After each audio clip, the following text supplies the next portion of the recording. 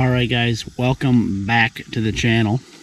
Today we're going to be doing one of my most requested videos, which is a shop tour and doing a quick walkthrough, looking at all the trucks. I'll tell you a little bit of information about them, show you the shop setup, and everything's on the premises for the first time since about... Alright, so don't mind the white truck, that's just mine, but we're walking into our main garage here. Nice little pavers, retaining wall, that kind of thing. This is our main shop. We got a little break area here, upstairs office, little kitchen type thing, office space. This is the first shop that my dad built here back in 1990-ish. This is our truck 17. This is what my dad drives around. 2017 F350 6.7 power stroke, about 70,000 miles on it. You probably saw this truck in the plowing video. A little bathroom sink, hose, all that kind of stuff. This is our main workbench where we keep all of our power tools, and anything that might be broken will come here to get repaired. Right now it's just holding some parts. Got some idlers to change on the T650. Drive motor oil. Had a chainsaw in here. So when stuff breaks, any small equipment, this is where it comes to get fixed. This is the first wall in the shop. This is actually the outside wall of this section, because this area was built first. It's one bay garage, and then we went up from there. This section over here is our cutting area. Whether we're cutting wood or metal or whatever, we're manufacturing bodies. We're working on any type of wood projects. This is where the wood gets cut on the cutting table. You got a little scrap pile of steel here if you gotta weld something up real quick. It's pretty much just storage in this area here. Paint, we do all of our own painting here for our trucks. You've seen some of those videos probably. Spray paint, paint brushes, automotive paint, paint thinner, caulk, sandpaper, paint trays, tape, miscellaneous just stuff there. And then we also have this bench here. This is our paint mixing bench. This is where all the brushes go when we're painting with a brush, cleaning and stuff like that. It gets all done on this table. This table stays pretty clean during the winter time. It's just straight painting everything. We put down old blueprints as a placemat kind of thing. And we paint in the room next door, so we're mixing over here. This gives us a little clean area to work where I'm breathing all the fumes in. Over here, more just like carpentry stuff. Nails, screws, squares, tape measures, chalk lines, that kind of stuff. Moving over here, we got some welding equipment, torches, plasma cutter, extra oxyacetylene stuff, air tools, welding stuff, sticks. I got two boxes up top here for my wire automotive. This kind of corner, it gets into the more of the automotive type stuff. Just made miscellaneous parts. Whatever else we got. This cabinet up here, full of different sprays and automotive cleaners and stuff, and bolt bin, assortment of different stuff, cotter pins and grease fittings and shrink tube and everything in between. So a lot of stuff. Miscellaneous parts in here, light bulbs, cable ties, zip tie snap rings, pipe fittings, screws, bolts, switches, fuses, all that kind of stuff's kept over in this section, just because that's where it was when the time came. So that's kind of our parts area, or one of them at least. And now we're breaking into the next area. So now that we've crossed through the door, actually going back into the first section, this is kind of our meeting area in the morning, where all the crews will meet and get their assignments for the day. This isn't, we use it as a workshop in the wintertime, but this has kind of gotten away from a workshop type thing. It's more like a meeting area, or we'll just, you know, if we paint something and we want to work on something else, we'll put it in here for it to dry, or just washing in here kind of thing. There's not really much that goes on in here, just because the office is, and people come in and out the doors in the wintertime and that kind of thing. So this is where all the information's posted and all that. But now we get over to here. This is kind of the main workshop now. We got high ceilings in here, LED lights. We got a mower lift. We'll talk about that in a minute. More storage up on the walls here. I got spare leaf blowers up there, spare parts. This is kind of my parts storage area for automotive and whatnot. I got all these boxes I just made up. Trailer parts, I got those. Bobcat. Spark plugs. I've been really working on getting things like this nailed down. If you're looking for a spark plug for something, there's a big reference sheet here that tells you what spark plug goes in whatever. Small engine stuff, right? I just put whatever I can runs for that equipment. Everything used to be together. So I just started painting cardboard boxes and putting labels on them, and they made it a little bit easier to figure out where stuff goes. Or when you're looking for something, you can find it in a reasonable amount of time. But, and then up top, just some general automotive stuff.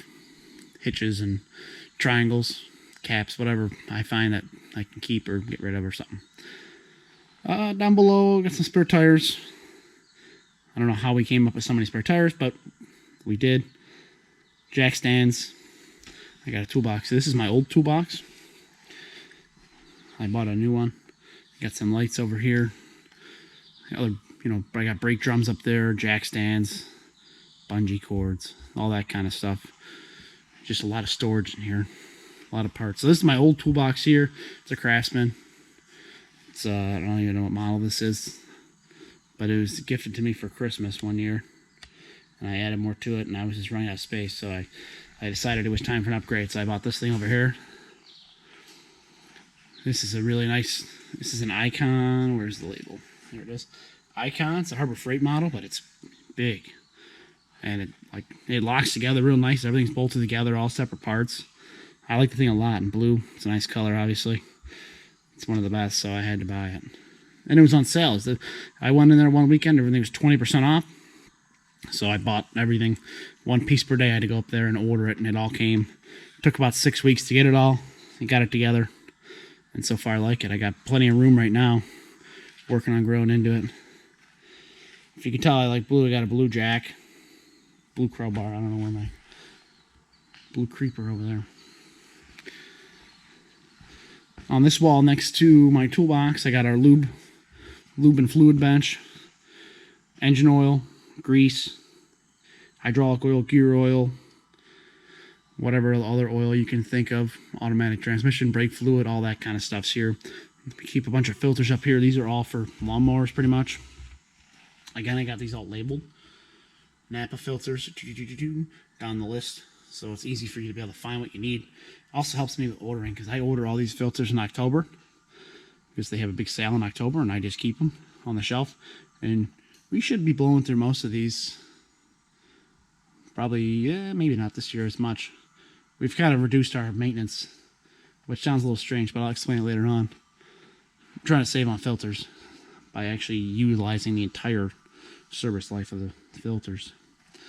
Extra filters, some quarts. For engine oil, we actually run this big drum here. It's a 55-gallon drum with a air-operated pump on it. So this trigger, you plug it into air up here on the pump, and this down here is a gauge. Has a gauge on it. 9 quarts. You can pump how many quarts you want in there without having to sit there and guess. Or we used to have a 55-gallon drum, and we'd hand crank it, pump it into the gallons, and then from the gallons we'd dump it into the truck. So we got rid of that, and we got this drum, so we pump it right into the engines. It's really nice. The pump's like 8 gallons a minute, so some of these truck, or 8 quarts a minute. Some of these truck take like 21 quarts.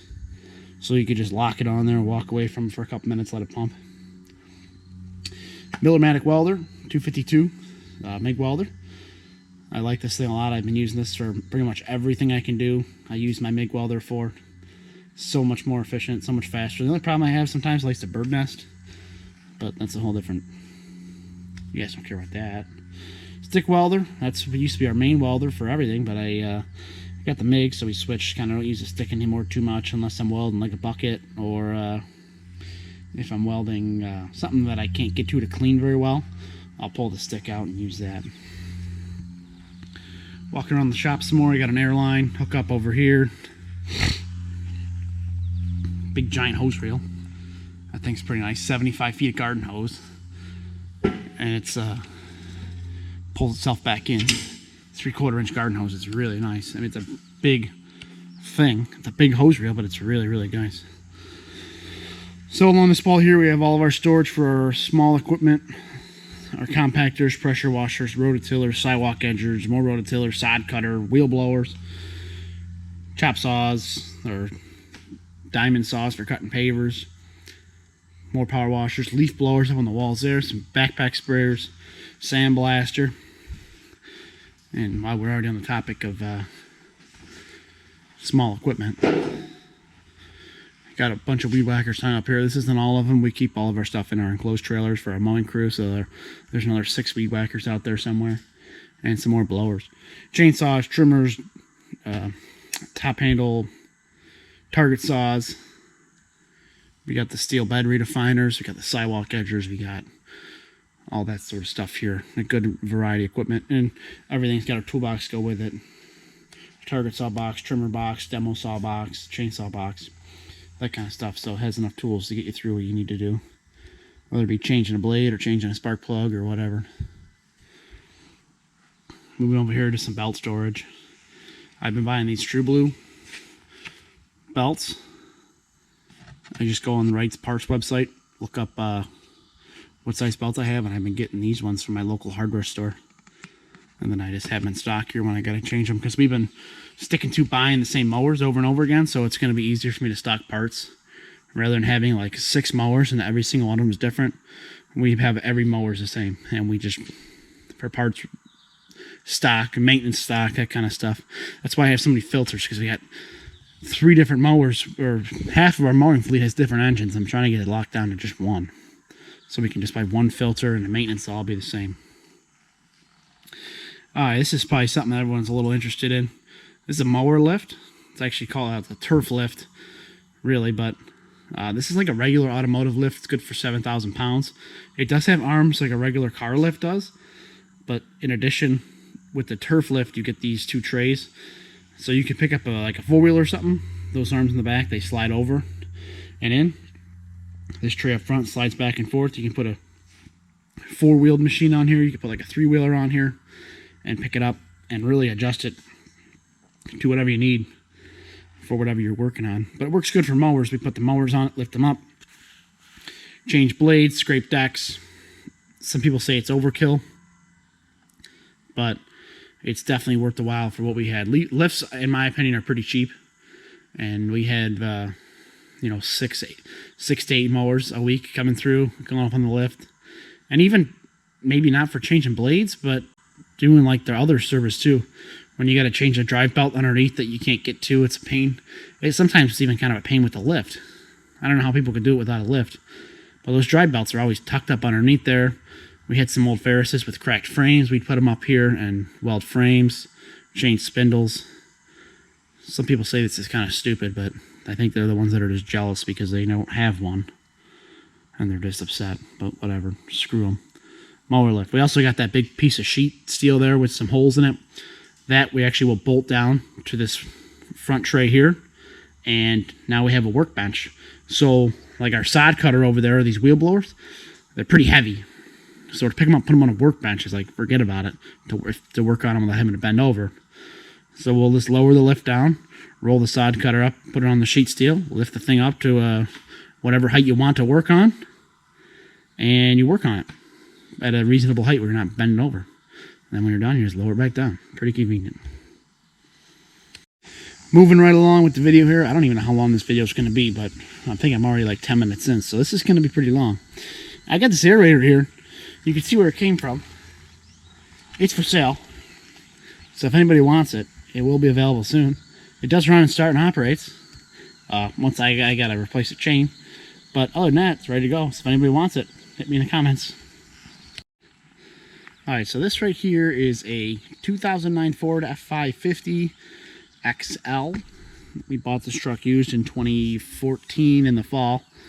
It was white when we got it. Like it seems like most things around here come when they're white. It was, what was this truck when we got it? This truck was a switch and go when we got it, straight from when we bought it. It had 50,000 miles on it. It's 4-wheel drive, diesel, 6.4.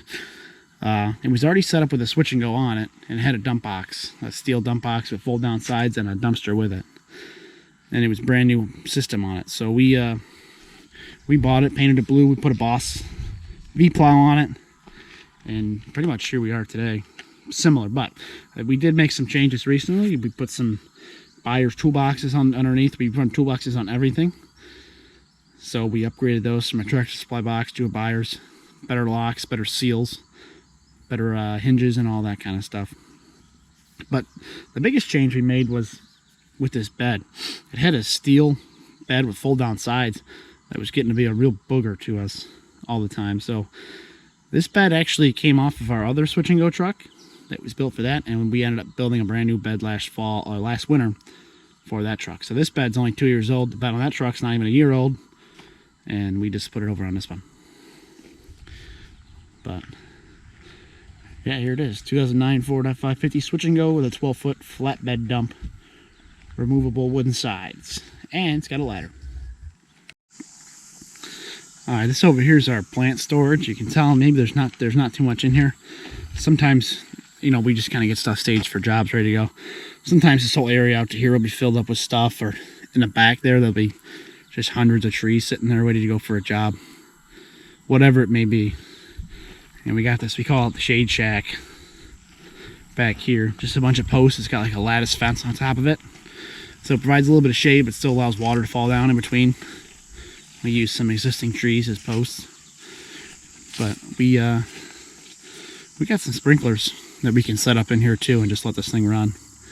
I talked about putting soaker hoses up in the ceiling, but there tends to be not too much stuff in here. And if there's stuff in here, it's normally because it's been sold and couldn't be planted, but it is what it is.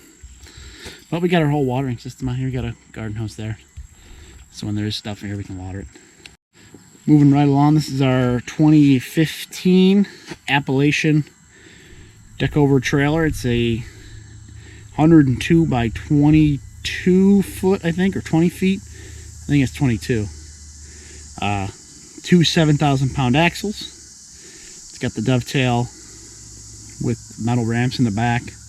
Pretty like basic trailer setup here. Nothing fancy at all. Probably something that's pretty standard. We built these over the winter time to hold trees so that they don't fall off the truck. Little bump rail here, and then they're removable too if you don't want them. So yeah, nothing too crazy about this. Storage in the front, jack, blah blah blah blah blah. It's a trailer. All right, getting over to our next trailer here. This is our 2021 Diamond C deck over tilt, full tilt deck here. It's got twin 8,000-pound axles. Like I said, it's the entire deck tilts, so we can use it like a tow truck if we need to, which we had to last week. One of our trucks blew a brake line. Winch mounting plate up in the front. We haven't, it was cheap. It was 50 bucks to throw it on. Might as well throw it on when we built the thing, so we can put a winch on it later on if and when we want to. This has got twin 12,000-pound jacks. We did that because we didn't want the jack up here, because sometimes we use a dump truck to tow it, and with the overhang it was better to put them back in the back. This here HDV tongue lid on the Diamond C. I know this is I'm talking a lot about Diamond C, but nice big lid. You can also like put a wheelbarrow or something on there, strap something down, generator, whatever you want, that kind of thing. So far so good. I like it a lot. It's a huge, the deck is huge compared to this thing, and these trailers are actually the same length. Oh, that fountain just kicked on back there. You see that? These trailers' overall length is the exact same, but on this one I got an extra 2 feet of length. This is a 102 by 24, and that's deck from the front of the deck to the back of the deck, no beaver tail. So I've actually put 5 skid steer attachments on this thing: a rock hound, land planer, tiller, soil conditioner, and bucket all went on this thing at one time, which is pretty incredible to be able to put that much.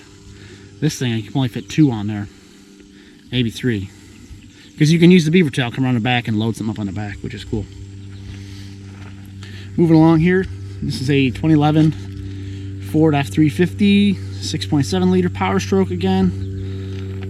4x4. This is a plow truck for us, but this is a towing towing pig for us at this point right now, just using it for towing around. Or this is a backup truck. If one of the mowing trucks goes down, this one will flop over there for a day, which when you got a Chevy, they normally tend to go down, you know, so this thing gets put into action. But miscellaneous use truck, that's all this is used for now. Bought it new back in really the winter 2010. It's got a Boss V-plow on it, and right now she's sitting at about 170,000 miles, and that's all just work miles. Really no personal use involved in this truck at all, just straight work, and it's 10 years old. Moving into the next piece of equipment here is a 2014 Hino 258 LP or ALP, something like that. It's the low rider. And you can see it's got 19.5 wheels on it, but it's got small tires, little baby tires, and that's by design. We wanted the truck as low to the ground as possible because we're working off it sometimes, or just easier to get on and off a truck that's lower to the ground. This also has upgraded toolboxes on it. This is a hook lift truck. I think you guys have seen it out. If you haven't seen it out, go look back in some of my other videos, you might see it. We put the skid steers, the excavators, that kind of stuff all up on the deck. So it's a really multi-use truck. We put the hydro seeder up there. I can show you that wherever it is, somewhere around here. We got a bed that says straight hydro seeder. So this truck goes from a flatbed to a dumpster to a hook lift or to a hydro seeder in just a couple minutes. So Hino 258 LP automatic transmission, 25,500 GVW. This truck's had some problems, I'll be honest with you, with emissions related stuff. Hino's been around for a couple of years. They're getting more popular, I think, based on price. But we had to put a DPF in it, which was like a $10,000 repair bill. And the ABS sensors kept reading something, the rust, where the ABS sensor actually reads. It was so rusted it couldn't pick up on them. Kept throwing an ABS light. It would put the transmission in limp mode, which would really not be fun. You'd lose your exhaust brake. You'd lose all your power. So, would we ever buy one again? Probably not. I think if we're going to buy another truck this size, it's going to be like an F6 or 750, or maybe like a Freightliner with a Cummins and an Allison or something in it. Something dependable on the engine side. Alright, getting over here some more. You can kind of see the concrete pillars. We're working on putting an addition on this building. It is one of my videos in the from back in the beginning of the year we started putting this in, but the price of lumber was through the roof, so we had to halt the project, and then we do landscaping obviously. So our busy season's April, so we put the foundation in. We kind of just waited. So here's our new shop that'll be coming on hopefully starting this month or maybe next month. We put concrete in October, we're thinking October, November, getting garage doors put on and getting it sealed up so we can work in here in the winter, getting the building insulated and getting steel siding up on the inside and all that sort of stuff is the plan. So come next spring, this will ready to roll. This will be another separated building from that, like you saw in the first section over there. It's two separate buildings. This will be number 3 of the separated buildings that are all smushed together. The main goal of this is that we're going to put all of our small equipment over here in this section. You can see we have a truck in here right now. Just we put it in there to get out of the way. But inside this garage door, you saw the weed whackers and the blowers, trimmers, and all the sod cutters and stuff like that. Our goal is to move that out, everything including the lift, and put everything in here. There'll be a man door, possibly a garage door, connecting the two together. We have a 12 by 12 garage door going in here, but this will be just storage. So what'll happen is we can, in the fall, we can turn the heat on in there and work on stuff. This can be completely sealed off, no heat in here, or not turned on at least. We can leave these garage doors open so we can still come in and out of here and get tools as we need them. Another idea, and like good storage on the walls and stuff for all the equipment to hang on, really organized. Because over here we lost an entire bay worth of space because of all that small equipment. That entire bay is all just small equipment storage. And like I have mowers and stuff over in there, which would be nice to get them over here because the mowing crew's actually over here. So that's the plan right now. I'll put the lift over here, basically just a flip-flop through the wall and out. And yeah, so this will be sectioned off, and then the other idea that we're thinking, or at least I'm thinking, is that this will be our new paint booth. It's be a small, compact room. We got the exhaust fan up there that can just move over. We can paint inside here, and then when we're done painting, we'll just seal it off or close the doors and walk out, and we're done. So I think I mean, this is like third. Needless to say, it's smaller than this section here, which we're painting in now. And when we paint in there, we gotta shut down 3 bays and just focus on painting. We can't do anything else in there. So we'll paint in here, and we'll utilize that for the rest of our work, so we don't have to stop production in there. But yeah, this is just this in here right now. It's just kind of, we're just parking trucks in here, letting things kind of settle, and waiting to get this thing started. We got material ready to go, trusses, posts, and wood, so we should be ripping through this pretty quick, or pretty soon. While we're over here, might as well talk about this 2003 Isuzu NQR. 2003, it's a 19,000 GBW. It's got a 14-foot flatbed dump with underbody toolboxes and cones on it, boxes on both sides. So 2003, I already said that. I bought this truck new. Again, back in 03, my dad went all the way to New Jersey to pick the thing up and drove it back here, took a train, had it upfitted here in Buffalo with this bed.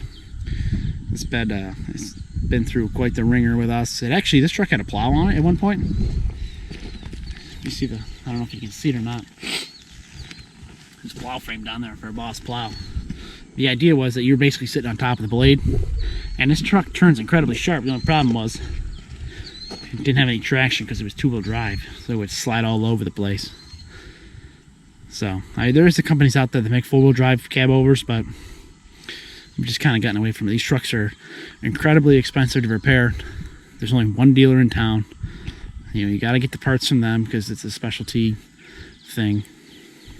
So that's why we've kind of gone more towards the F550s. They're more like we're working on a pickup truck. So, and you know what? The F550s turn incredibly sharp too. Although this probably turns sharper, that turns really sharp for being how big of a truck that is, because it has a wide front axle. So that's why we've kind of gone that route. But yeah, this truck served us well. It's like I think it's got 140 or 150,000 miles on it. Still cranking, barely. I had to cut up the frame for the dump hoist over the winter. I don't know if I put... there's a video out there where I built a new frame for it and put all that in there. Cut out a bunch of rusted stuff. It was kind of a nightmare. But it seems like just all the time something's going to break on this thing. A line rusts out or whatnot. It's just the way it is, I guess.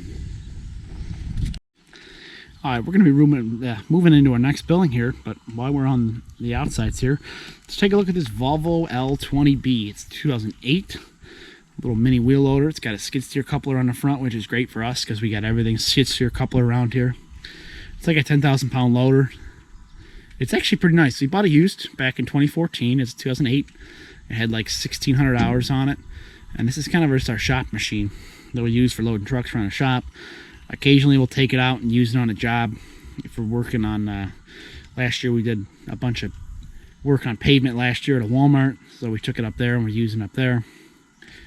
Snow plowing, we've used it for snow plowing. We got a little 10-foot Protect pusher. I'm looking at maybe a Metal Plus for this thing, or like an HLA Power Wing or whatever they call them.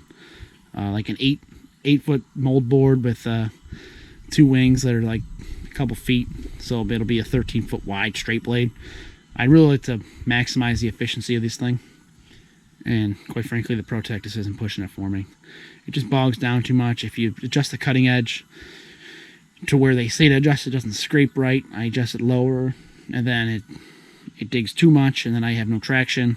It's a whole thing. So I'm looking to maximize the efficiency, and I heard the Metal Plus, you can double your productivity with it. So if we go from a 10 to a 13, and we get a lot of snowfalls that are like 2-3 inches, where I could use the full width of the blade to clean it up.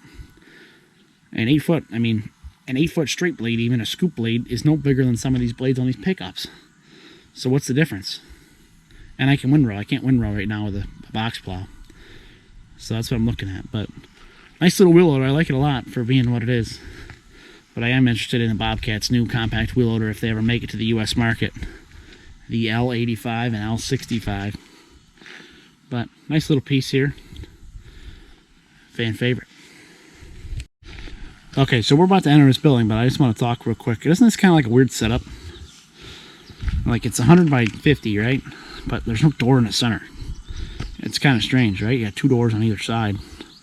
Well, let's head in and take a look. You'll see this whole center is all storage. For getting our excess equipment out.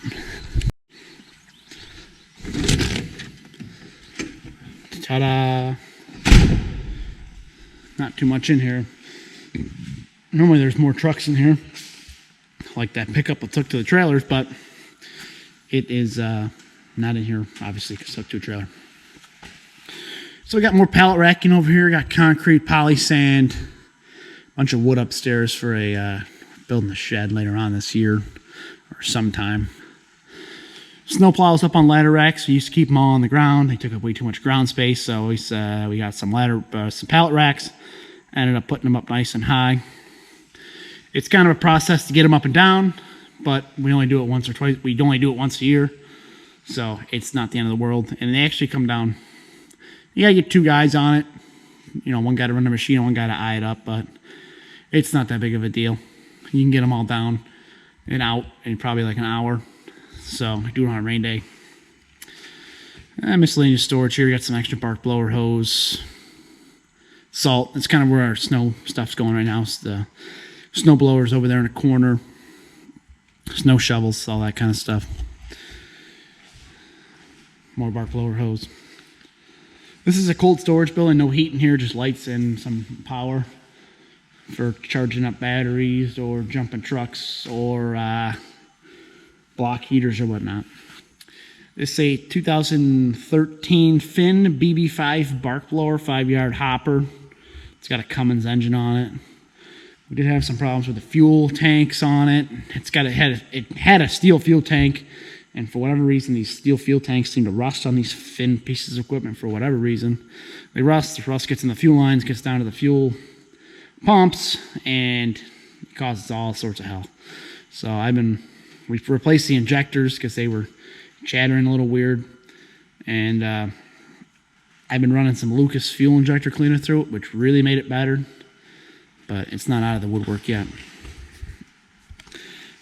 We just keep some stakes here on hand in case we got a couple. We probably have 500 tree stakes sitting here on hand. This is probably 120 maybe, and there's another pile of them over there. Getting into our backup mowers here. We got a 2016 Wright ZK with a 72-inch deck. It's got a Kohler Command EFI, 29 horse. Terrible engine, absolutely hate it. Injector problems, wiring problems. They just run like garbage. They don't start. I don't know if it's just this Command Pro. This is like a brand new engine when we got it. Absolutely horrible. We've already had to replace one. That thing seized up when it was like a year old. Well, warranty did cover it, and Kohler basically had nothing to say for it on the warranty. They don't know why it did that. But 72-inch cut, pretty big mower. It's almost too big. That's why we've gone down to just running straight 61s, pretty much. We have 2 72s left. This is one of them. One's on the trailer. They don't use it. It's the 3rd mower. But this will be the next mower up for sale. So if somebody's looking for a mower next spring, this one should be for sale. Little tire changer here. 36-inch Wright standard eye. Bought it used. Actually for like just one property. It was going to stay there. But it ended up, it was kind of hilly, and it was a tough one. We had to push mow it. Didn't work out because the mower just slid down the hill. So we ended up buying a Toro time cutter, 30-inch, self-propelled. This thing came back. We used it for like a couple of years on the trailer. But it's just kind of slow. Doesn't really do much. So we don't use it that much. But we did load it up and took it to use it at Amazon in Syracuse to cut the grass down there. And we were doing landscaping. But some jamokes showed up and started cutting it. So we said, screw it. We're not going to cut it. Somebody else is going to cut it. Got a couple ladders here. This big aluminum one, this triangle looking thing. I think it's a 12-foot orchard ladder. Highly recommend that ladder. It's very, very stable. It gets you high. You feel very comfortable on it. 3-legged. You can like shove the handle of it or the rod in the bushes and get yourself really deep in there. So if you got to trim something high, I highly recommend that. I feel very comfortable. Like compared to any of these ladders, this one I feel more comfortable on than any of them. Extension ladders, you never know. I got to clean some freaking gutters. Traffic cones. More storage back here. Got some weed fabric. Plow stakes, grade stakes, preen, fertilizer, burlap. Got some spare engines over here. Seed aid. If you guys ever use that stuff, that's pretty nice. It's like pelleted hydro seed without having to use a hydro seeder. Just sprinkle it down on the ground and roll with it. All right, moving along to the part you guys actually probably care about, the equipment. It's a 2017 Bobcat Mt-85. It's got about 750 to 800 hours on it. It does have the orange tracks. We upgraded those after we had to replace the set we had on here just because they got worn down. It's also wide track. So it's like the widest mini track loader Bobcat's got. It doesn't fit through a 36-inch gate, but we don't work on many jobs that require a 36-inch gate. So no big deal to us. We are kind of interested in an MT80 or the MT100, but I'm glad we didn't go that route because this year I hear has been a complete cluster. Trying to get an MT100, you can't get them. I hear they're like it's August now. If you order one, you won't see it until like February next year. So this thing. I just did a bunch of work to it. I had to replace the head gasket in it. The intake got clogged. Pre-filter, you couldn't even see it with leaves and stuff. And it overheated, ended up blowing the head gasket. Who's ever operated didn't know that it was overheating or something. Like there's not a gauge that you can see. And I used it. The muffler broke, and it was blowing water or air into the cooling system, which I'm like, how does that even happen? So ended up changing the head gasket, thermostat, a bunch of gaskets, all that sort of stuff. Got the head looked at. But she's back and running, strong as ever. And that's a good fix. All right, over here we have our Bobcat E35i excavator. It's like 24 horse. I think that's for emissions reasons. I don't know for sure. We bought this machine new. It's got the thumb on it.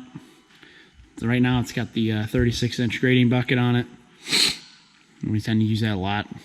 Quick coupler. It's really nice for swapping out buckets real quick. You just use the quick coupler.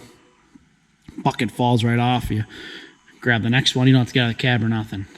But this thing's got about 1,100 hours on it, and it's a 2018, so we actually use it quite a bit. The thing with excavators, it seems like you could just spend a lot of hours. You put a lot of hours on an excavator pretty quick compared to like this machine. You use a lot.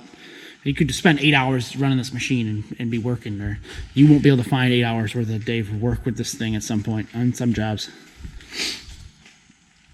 2007 Komatsu PC27MR. Bought this thing new, open cab. We have other buckets for it. Unfortunately, we can't put them on there without taking the thumb off. So I was looking at a quick coupler, but it was $2,800. Hard to justify. And quite frankly, I kind of would like another excavator, and this might be one to trade in. So I don't know if it's worth throwing a coupler on it at this point. But we pretty much just use a 24-inch digging bucket. It's perfect for planting trees. 24-inch bucket with teeth. You got the thumb. We sometimes use the thumb to pick up the trees and carry them. But it's all right. It does what it needs to do. It kind of sucks in the wintertime when it's cold and you're out there fighting the good fight. And, I mean, you're up on a machine and the wind's blowing on your neck and it's like January. But it is what it is. It does the job. Better than a shovel. All right, here we have our two Bobcat R-Series machines. We have our T66 and our T60. No, that's a close one. T66, T76, 2020, 2021. And you guys have seen my videos on them before. I've talked about them. You know, I did a demo of this machine. Actually, we ended up buying it, obviously, now. Talked about them, compared them a little bit, like, you know, first looking at them, back and forth kind of thing.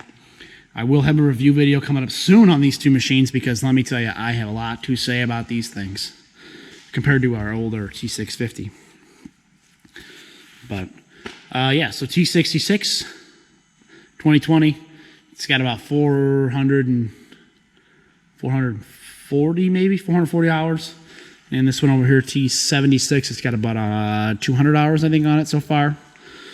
That's just half a year worth. This is a whole year worth. This thing's, we've had it for a year and a month. My first video, and actually my most popular video to date, and still the most popular video I have, is the first look at this machine. It's called, it's got about 35,000 views, I think, on it now. But I took that video July 4th, 2020. And I've put quite a bit of hours on this thing, so I'm ready to make a new video about this thing. Over here we have a 2014 Bobcat T650. All these machines have wide track on them, and that's all we run is tracks. Mostly C-bar. We do have one with multi-bar. That's just because that's what was on it when it came from us. This machine's got about 1,500 hours on it so far. I've put a lot of hours on this thing myself as well. Just a straight powerhouse, this T650. It's a good size to weight ratio. The power is pretty good. I wish I had a better cooling system, but that's what these things do. Much better cooling system. This isn't a Bobcat video, so let's not talk about that all day long. But I will let you know, between all three of these things here, if I had to pick one to use, that one, T66 every time. I like that machine a lot. The size power ratio is perfect. And they're all 74 horse. Every single one of them, 74 horse. And yeah. So like I said, I'm making another video about that soon. Comparing this to that. And why I like what I like out of it. And we'll go from there. Ooh, it's getting hot in here inside this steel building. Anyway, moving on. 2017 Ford F550 truck 18. It's another switch and go truck. It's very similar setup to that first switch and go we looked at. Same wheelbase, same bed. Actually, this is the one that I built over the winter. Toolboxes on all sides. Single cab, 4-wheel drive, like literally identical, twin looking trucks. This one's just got a 6.7 in it, and it's a 2017 Boss V plow. This truck now has about 30,000 miles on it. We bought it used. It was we bought it. When did we buy this thing? 2019, fall 2019. We took delivery of it. It was a white flatbed. We took the flatbed off, rebuilt it, made it into a switch and go bed. That's actually what's on that other truck. We painted this one. We put the hoist on it for the switch and go. Put the toolboxes on it, fenders on it, bumper on it. Had the snowplow put on it. So, and now it's officially a full-on bow truck. And I like this. This is one of my favorites out of all the trucks here, especially for towing. There's things to tow peg, which is nice. Being able to have a dump truck with a trailer. But you got to have a Class 8 to haul any trailer around here because everything's overweight. So it is what it is. Very reliable truck so far. Moving on to our next truck, 2005 GMC Tilt Cab 6500. They also made these conventional style. I don't know, maybe that was a C6500, but I'm thinking it's probably like the same frame, maybe. I don't know, probably not. It's actually an Isuzu, rebranded as a GMC. So it's a big Isuzu. They just actually relaunched these trucks a couple years ago, like an FTR, I think they're called. But they're only 4 cylinders in the new one. This is a inline 6 Isuzu engine. It has had a whole set of injectors put in it. 25,950 pound GVW. 16-foot flatbed. It's a hook lift truck again. Removable wooden sides. If you can't tell that we don't like the removable, we do like the removable wooden sides. So this truck could be a flatbed or a hook lift or a dump truck or a hydro seeder truck in just a couple minutes. So there's that. Heavy duty truck for landscaping, but does the trick. We can put the bed right on the ground. We can put the skid steer up there. We can take the tailgate off, use that as a ramp so we're not wheeling up into a dump trailer and flipping barrels back over our heads, because that's stupid. Work smarter, not harder. It's an investment up front, but this is one of our best investments that we've ever made, probably, here at the company. Also got an arrangement of seed storage in here. This is where everything gets dropped. It's kind of messy over here right now with this corner. We had a bunch of stuff from Amazon that they were throwing out, so we took a bunch of it. The cabinets just got some dents in it. They threw them out. We took them. They didn't want them. Right here we got our leaf vacuum. I didn't mention that these hook lift trucks have a dumpster on them. Is it raining? These hook lift trucks have a dumpster on them with we built higher sides and put for a dumpster truck for leaf loading. That's a Little Wonder 20-30 horsepower Vanguard engine leaf loader. For us it works fine. It's 5 years old. We only use it a couple months out of the year. But on some of our commercial properties, it just made more sense to blow the leaves out into the parking lot, come through with the truck, suck them up. And yeah, there's a couple townships around here that don't even pick up leaves in residential areas. The trash collection won't take them. So we're looking to offer that service again. Residential leaf pickup. Pretty efficient. It's all right for what we do. We have a Finn straw blower here, 2004. Bought this at an auction. We were doing a lot of straw mulching, so we figured it was time to find one. We found one at an auction close by. Bid on it, won it. Obviously, we have it. We've really gotten into straw mulching in the last 2 years. Recently, a lot. Or 3-4 years. It's really taken off for us. I don't know why. If it's price point or result. We've gotten really good results out of straw, which is kind of weird, but whatever. So, straw mulcher. We used to have a diesel-powered one. We sold it a couple years ago, and here we are back with one again. Because we sold it because we didn't use it. And here we are, back again with the straw mulcher.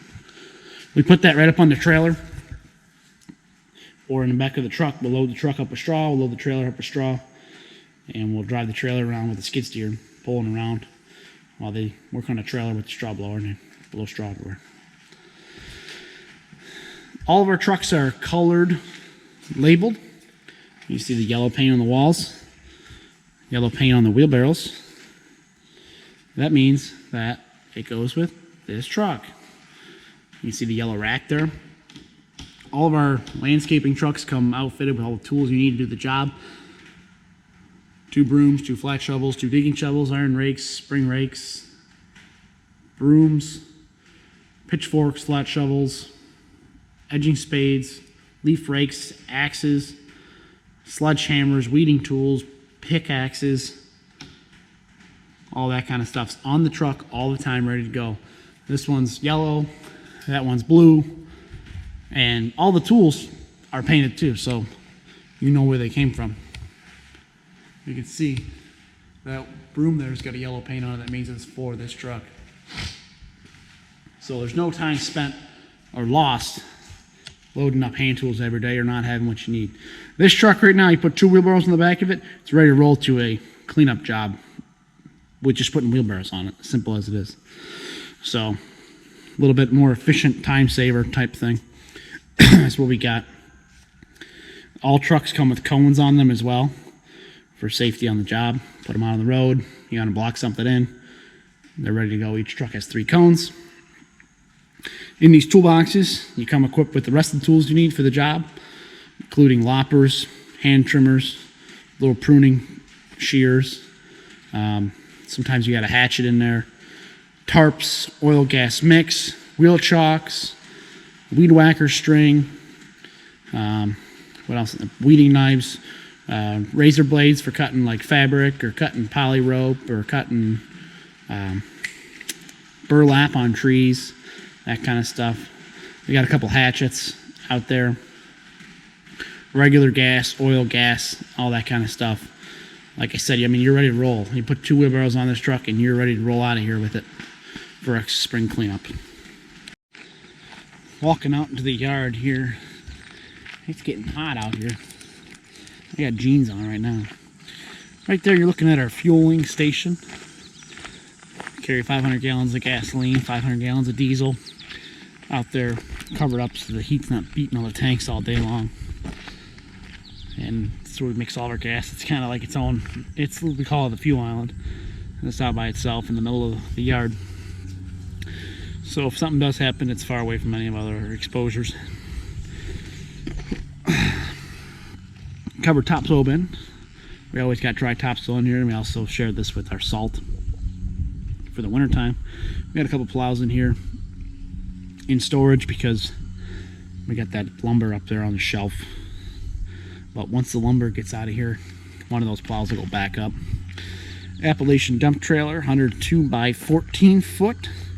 Deck over dump with flip down metal sides. It's got ramps in their back, tucked underneath. We have put an excavator in here. It's not very friendly because it's so high, but it does the trick. Those all fold down, so it's a full deck. We were using this thing a lot more. We've kind of this year seemed to gotten away from it. But it's a huge, this trailer is a big trailer for being this, not being a gooseneck. It's just a regular bumper pole. It's a big trailer. Moving along, we have two other trailers. Our Paver Hardscape trailer. Got a little rack up top for putting lumber in or whatever. Got this one over the fall, or over the winter. We got this thing all loaded up with graphics and got it all built, racks and stuff inside. This is a little 5x8. It's a little cheap trailer. Most of you probably thinking that, you know, this trailer's too small for hardscaping tools. What the heck? Because it's so small. 5x8, how do you fit everything in there? Well, we don't fit everything in here because most guys that do hardscaping carry everything in here. We don't. Most guys that do hardscaping carry their wheelbarrows, their shovels, their rakes, all that kind of stuff in here. That's all in the trucks. So we didn't need something huge. Our goal was to be able to fit this trailer through a gate into the backyard and get it right next to where we're working. This has all of our stuff in it, like our grade stakes. Sometimes the transit will stay in here. We have a tamper in here, poly sand, our screed rails, all that kind of stuff. Small, like chippers and chisels, hammers, that kind of stuff is in here. Paint markers and stuff like that to mark for cuts, squares, and all that sort of stuff is what we wanted. The small stuff. It's like a big toolbox, basically. It's a big job site toolbox. Bigger than most, but it's not like you can't get it in the yard. Because like I said, our goal is to get it in the yard, not in the street.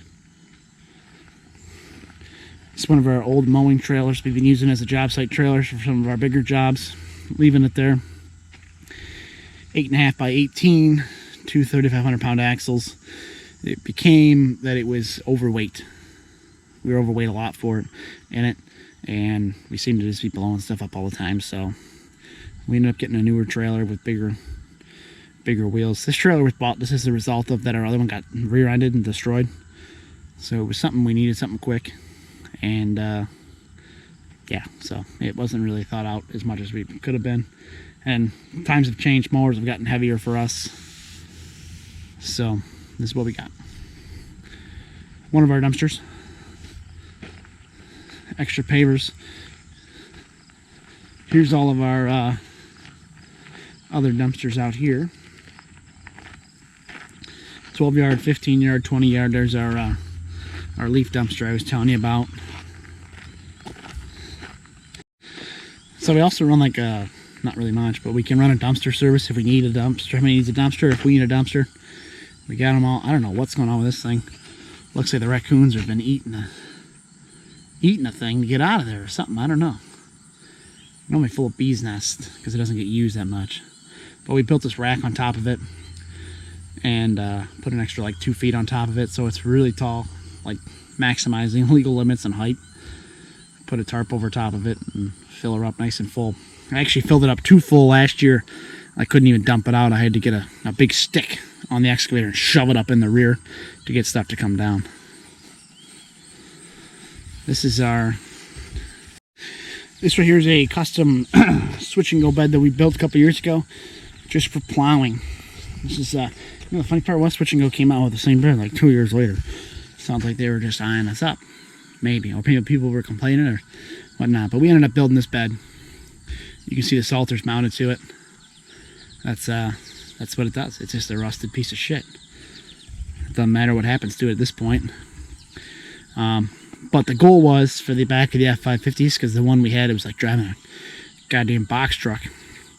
So we built something out of bulkhead. We used to put some sand in the back of it for weight, but we ended up buying a bigger salter because there was a more need for salting. And it seemed like we were always, like, we had an ice storm and we'd be back at the shop like 3 times or 4 times to fill up our 1.5 yard hopper. And then we always ran out the farthest point, so it's like an hour turnaround to get back. So we bought a bigger salter to save time.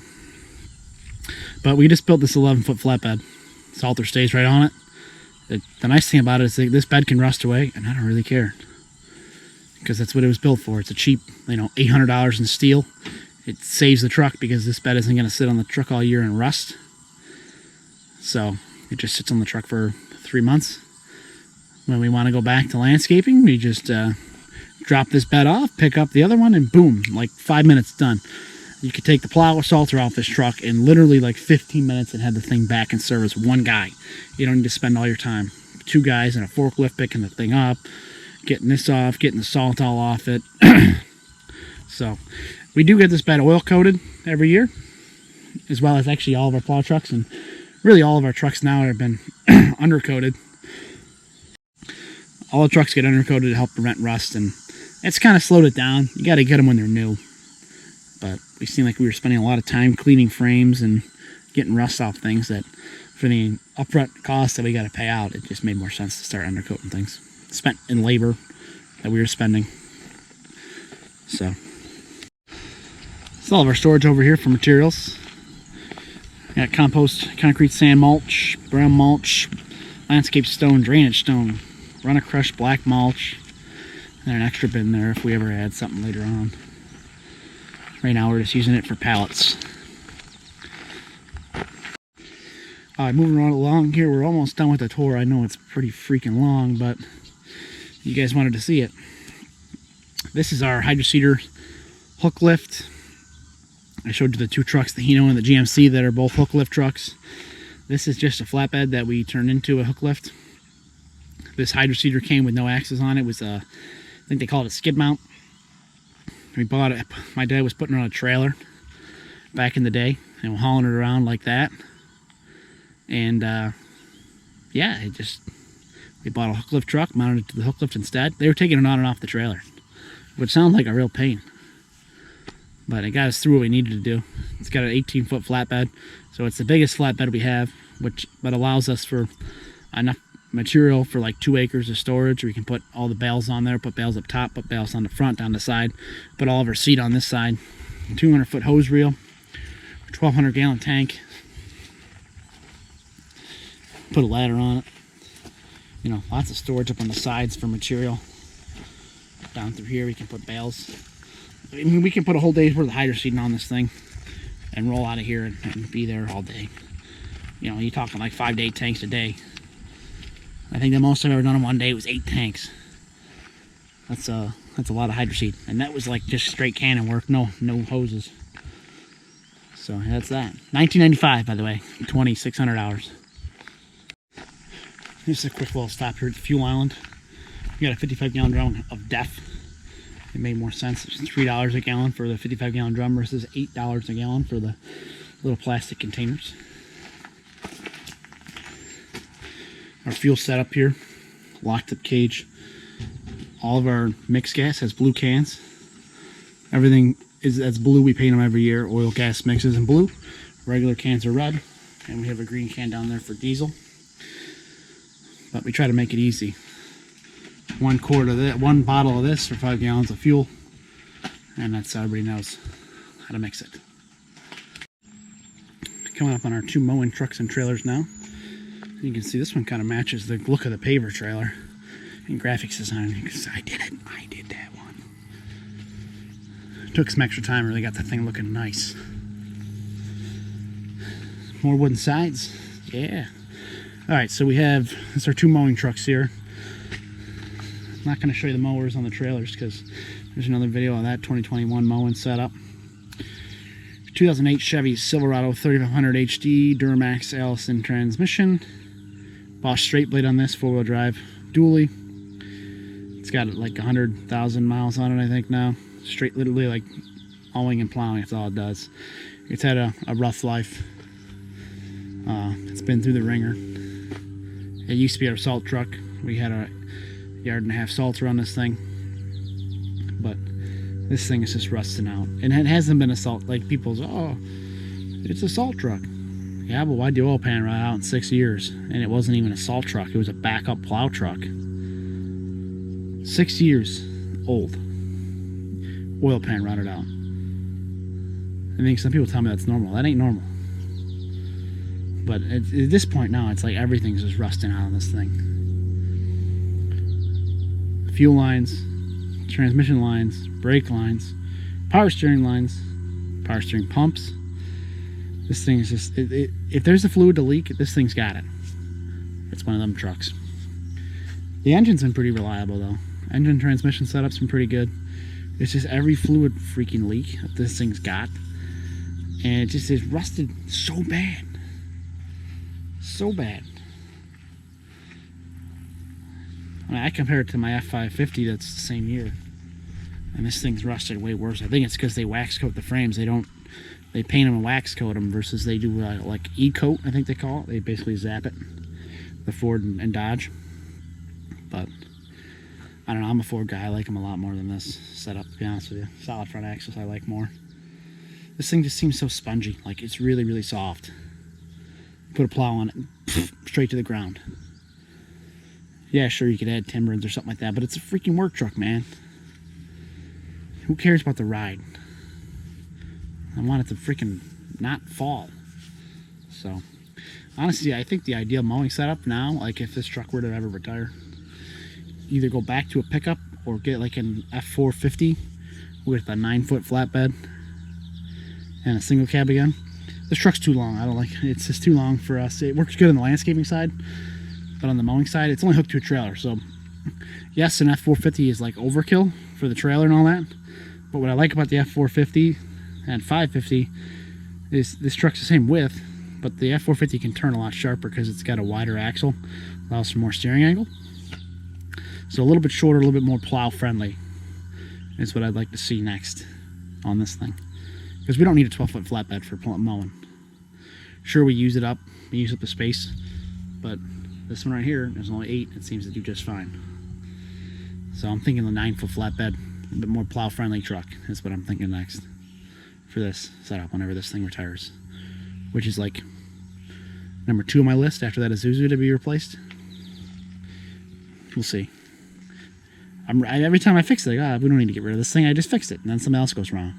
I just replaced all the power steering lines in it. I had to replace the master cylinder and brake booster in it because it was leaking.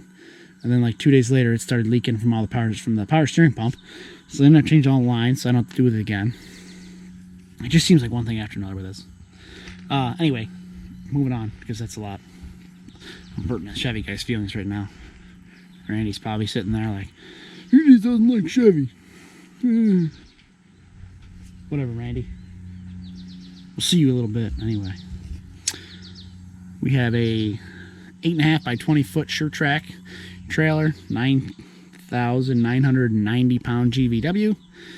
So it's a heavy duty trailer for all of our mowers, which is what we needed for the amount of weight we're carrying. We carry 3 mowers on this, 3 weed whackers, 2 blowers, and mostly a 2-man crew. The nice thing I like about this trailer, it's got the super long tongue. Although you lose some space up front without having a V, I don't have any holes in this thing. So you got some free space on a V nose, but you also have the chance of puncturing the trailer, which has happened. So ask me how I know. So I like the sure track a lot. No, I don't like about that. It's got this round roof, which I think is part of like the round nose, and everything that drips down, like the screws, it seems to just rip down the trailer, and it makes it look kind of dirty all the time. Runs off the roof. So, but I guess water's not sitting up there, so that's a good thing. Like functionality, it's fine, but it just looks dirty. Whatever. All right, this right here, 2005 Ford F350. It's got a 6-liter diesel in it. It came with a Western V-plow. It was white when we got it. Oh, you know what? Matter of fact, This thing was white when we got it too. We painted that, painted this. This was a pickup bed. This truck was pretty rusted when we got it as well. We bought it in 2013. It was an 05. Only had 30,000 miles on it, which was a big selling point for us. But if something is that old, and it was cheap, if something's that old and it's got that many miles on it, that means it's sat.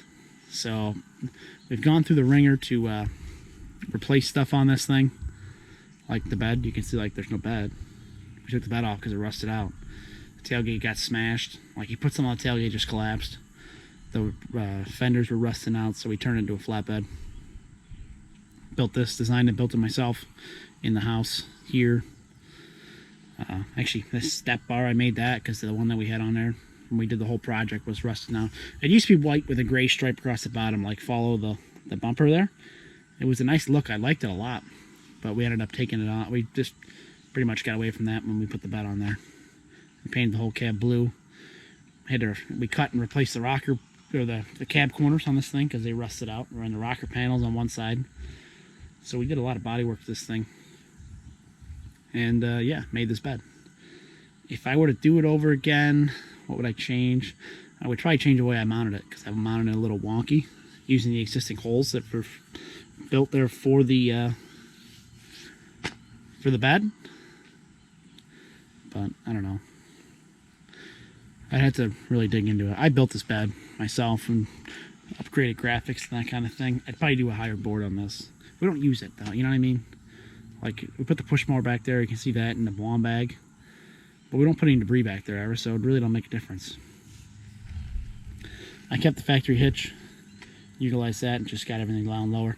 I'd probably lower these steps a little bit more if I had to do it all over again, because I ended up building it too short.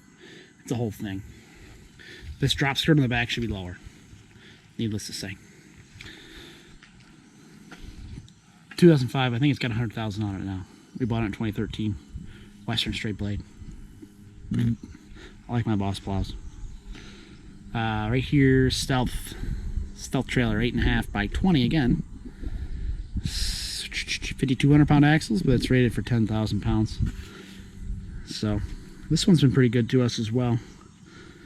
It's the right payload capacity class for us. It's a nice trailer for being... Stealth actually builds a decent trailer. But we went with short track just because it was the landscape model. It had what we wanted on, with the ramp and stuff like that. Both pretty heavy duty. Either one, I'd buy them again. There's not one here that I would go for. There's not one that stands out as being like not good, because they're both really good. But I like this the landscape. This is built for landscapers. It's got the shelf in the front. It's got the storage up front. This one doesn't. But in terms of the rest of the quality, I don't have any problem with either one of them. They're both nice. All right, guys. So I think I covered everything here in this episode. I know it's a very long video, but I had a lot of requests for it. People, you know, you saw it in the background on my videos and stuff like that. So I figured I probably should make this video. But thanks for watching, guys. If you liked the video, remember to hit that subscribe button, like the video, and comment down below what you want to see next, because the only thing that really matters is what you want to see, not what I want to make. Let me know what you want. This video was brought to you because you asked for it. I had people all the time asking for a shop tour video, so I figured it was time to do it. So remember to like, comment, and subscribe down below. Hit that thumbs up button. That lets me know that you like the content that I'm putting out. And as always, we'll see you in the next one. Thanks for watching.